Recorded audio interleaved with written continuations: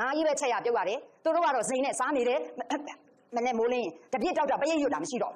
ကျမတို့ဒါပရိတ်ရွတ်တဲ့သုံးနေတယ်လားတချို့ဆိုမိုးလင်းမဟုတ်ဆိုလေနေ့တိုင်းတော့လဲဒါပဲလောက်ကတော့ညင်းငွေလာအပြီးတမှာတင်လာရင်အဲ့လိုမဟုတ်တော့ပဲနဲ့အော်ဒါအလူကံပုံကိုယ်ကြီးအနီးကပ်မှာရှိနေတာဟလာသူတို့ချမ်းသာအောင်ငါလုပ်ပေးနေရတယ်လုပ်တဲ့ကုသိုလ်ငါရတယ်အလုံးကျမ်းပါစေချမ်းသာပါစေသမင်းတဲနေရင်းနဲ့ဟင်းချက်နေရင်းနဲ့ကုသိုလ်တွေယူလို့ရတယ်နည်းသည်ဒီမှာအကုန်ပါတယ်အဲ့တော့ဘဝမှာနေရတာအရင်လိုမဟုတ်တော့ဘဲနဲ့နေပြောလာအဲ့ဒီပုံစံနဲ့ရလာတဲ့စေပါဥစ္စာရှာလာရင်လေငါအတွက်ပဲရော့သွားမှစိုးတာမဟုတ်တော့ကိုလည်းသုံးမယ်ရှာတဲ့အထဲမှာကလှူဖို့လည်းပါမယ်မျှတာပေးမှရောပါမလားလားတင်ရင်ကိုနောက်မှာမပါလားဆိုတချို့ကရှာပြီးတော့ချင်းတင်ရင်ကိုနောက်မပါအဲ့တော့ပေါင်းငါယူမယ်ဆိုကိုတင်ကန်ကြီးကအကုန်လှူလိုက်တယ်ကျန်တဲ့မိသားစုတွေမရှိတော့ဒါမျိုးလည်းမဟုတ်တော့